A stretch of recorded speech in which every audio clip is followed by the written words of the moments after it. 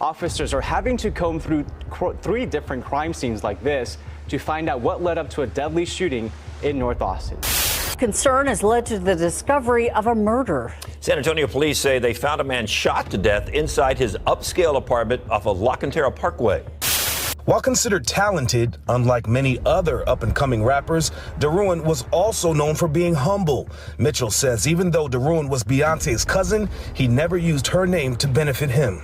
34-year-old Martell Derouen was born and raised in New Iberia, Louisiana, but after graduated from high school in 2004, he enlisted in the United States Air Force to serve his country. During the time he was in the military, Martell was considered to be an outstanding soldier and was a decorated sergeant who received multiple rewards and medals in Air Force intelligence. As he served, he found the love of his life and they eventually got married and moved to San Antonio, Texas to start their new life. Now, Martell had always had a love for music and believed that he could rap just as good as the rest of these rappers, so, after his time in the service was over, he started perfecting his craft and over time he became an excellent musician in the music industry. In 2019, his music began to receive a significant amount of recognition and he entered into a partnership with The Orchard, a prominent record label under the ownership of Sony Music. As a music artist, Martell, who rapped under the moniker Kardone, not only stood out as a talented lyricist, but also because he was the cousin of the mega superstar, Beyoncé. Kardone and Beyoncé were related through their grandmother and people felt this was the main reason he was getting the big deals and so much recognition, but the ones who truly knew and worked with him stated he was a very humble guy who had been working to make his way out of his cousin's shadow, plus he would never use Beyoncé to benefit himself. The record label stated that this isn't something he would even mention to people, and they put it in his bio because it was worth it, but he didn't like stuff like that. Now, over the next few years, Kardone came out with mixtapes and collaborated with known artists like Paul Wall and Ray J, so he was quickly changing that narrative with his own musical pursuit. Kardone was putting out video after video, so just like most of these rappers, he went to Instagram to find females to be in it, and this is when he came across Sasha Skare. Sasha was also in the music industry as a rapper and singer who started releasing music back in 2018, and as a matter of fact, she released a single that was produced by Kardone. Over the years, Sasha and Kardone had become very acquainted and sort of like business partners. She would work with him to make flyers for shows, and they both helped each other with their music. Now, although Kardone was separated from his wife, he was still legally married, but that didn't stop him and Sasha from messing around with each other. He would drive and pick her up from her home in Austin, Texas, and bring her to his apartment near San Antonio. Now at the time, it's uncertain whether Kardone was aware of Sasha's track record, but in 2019 she was involved in an incident that claimed the life of someone who was very close to her.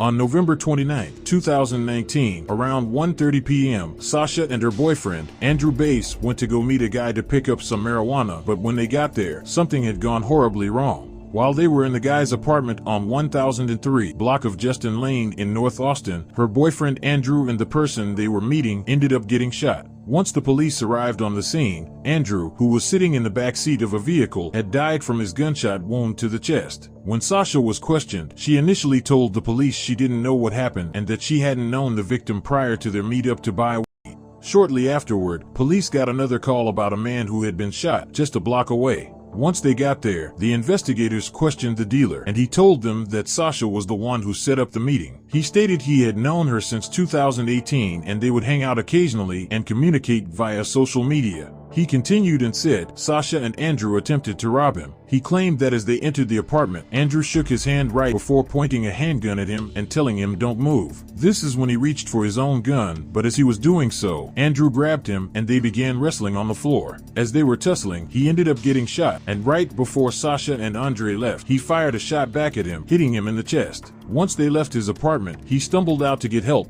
not realizing he had been shot in the chest as well. Now, after investigators did some digging and going through their Instagram messages, they found out that Sasha's story wasn't matching up with what she'd originally told them, so they put a warrant out for her arrest and she was named Marshall's Most Wanted on a charge of aggravated robbery with a deadly weapon. The Austin police offered a $1,000 reward for information, and about 2 weeks later she was arrested in North San Antonio by the Fugitive Task Force. By January of 2020, Sasha was granted a $125,000 bond and eventually bailed out to await her trial. Now I am sure you all are wondering what happened to her face, so here you go. Breaking news in Maynard tonight, a propane tank caused an explosion, injuring 3 people. KXAN's Kevin Clark joining us live from the scene. Kevin, what do you know?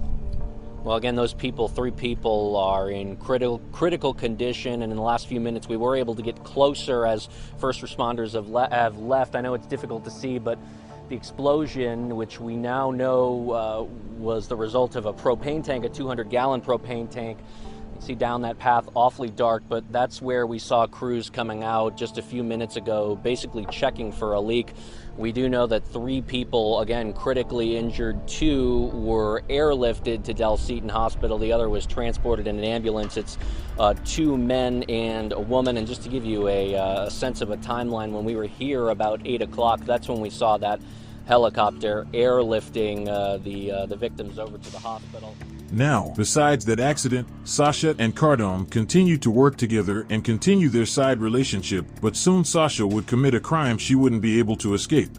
On January 22, 2021, Kardone had picked her up and brought her back to his apartment so they could plan for an upcoming show. Once they got there, she made dinner for them as they both drank and smoked marijuana. After they finished eating dinner, Sasha received a FaceTime call from a photographer who was helping her with one of her next music videos. Once she got off the call, she went and laid in the bed, and this is when Kardone, who was in the kitchen, came in afterward and asked her to leave because he felt like she was on the phone with another man while in his apartment. At first, they were just yelling and cursing each other out, but that soon turned into a full-blown physical fight. Moments later, Sasha grabs her cell phone and his gun that was on the nightstand and runs out of the apartment barefoot. Her phone was dead, so she went to the neighbor's house to charge it. Shortly afterward, she returned back to Kardone's apartment and began banging on the door with that gun in her hand, yelling for him to let her back in so she could get her things. After banging on the door for several minutes, allegedly, the gun accidentally goes off. This startled Sasha, so she ran to the stairwell and began calling Kardone's phone, but when he didn't answer, she called the police.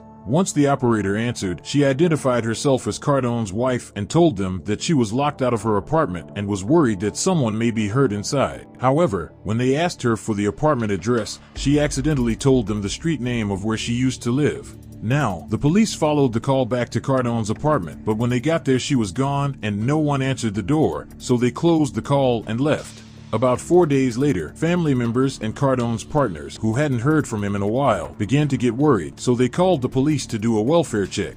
Once they arrived, they got the landlord to open the door, and as soon as they walked in, they saw Kardone lying on the floor with a hole on the side of his forehead. After investigators searched the apartment, they talked with the neighbors, who stated they heard the commotion going on and saw a woman walking through the hallway near his apartment after they heard a single gunshot. This sparked investigators to check the surveillance footage and confirmed that Sasha was walking back and forth through the apartment complex shortly after a shot was fired, with a phone in one hand and a gun in the other. For about 2 weeks, Sasha was on the run, but on February 6, 2021, she was found and arrested for the murder of 34-year-old Martell Derouen. Sasha Skare was booked in the Bihar County Jail facing a first-degree felony murder charge and was offered a plea deal for 20 years in prison, but she rejected it and decided to take it to trial. On August 29, 2021, Sasha's trial finally began and she took the stand in her own defense. She testified that they got into a verbal argument, which turned physical because Kardone was upset about her being on the phone with another man. She stated he tackled her on the bed, started hitting her all over, and then choked her until the point where she couldn't breathe. The jurors were then shown pictures of Sasha that were taken days after the incident, showing a bruise under her eye and scratches on her neck. Once her attorney was finished, she was cross-examined by the prosecutor, who asked Sasha why she didn't just tell police the truth about what happened. Sasha tells him that she didn't lie. She just didn't say everything, admitting she told authorities only portions of what happened. Then she was asked why she raised a gun in the first place. She stated, "I just went mad when I held a gun in my hand and banged on his apartment door." She said, "I guess my intent was just to get his attention." This trial went on for several days, with both sides stating great points, but in their closing arguments, the jury heard the state's final push to try to convince them to find her guilty of the higher murder charge. The prosecutor poked holes in Sasha's testimony, telling jurors that they would have to believe Sasha's story to find her guilty of the lesser charge charge of manslaughter. With the already pending aggravated robbery case in Travis County on top of this murder case, 21-year-old Sasha Skare was sentenced to 55 years in prison, where she has to serve half until she is eligible for parole. And that will bring this video to an end, my good people. And what do you think? I am not sure if she shot him by accident or what, but sometimes, in the heat of the moment, you have to sit back and think to yourself, is this really that deep? And most of the time when you do that, you will realize it really isn't. Is it me, or does it seem like we are living in the days when people are starting to act on those intrusive thoughts more than usual? Anyway, I want to send my sincere condolences to anyone who has been affected by this horrible accident. Thank you all so much for watching and supporting this channel. If you haven't already, go ahead and hit that like, subscribe, and turn those notifications on so you can be alerted as soon as I upload. Y'all make sure you have a wonderful day, and until next time, stay mysterious, my friend.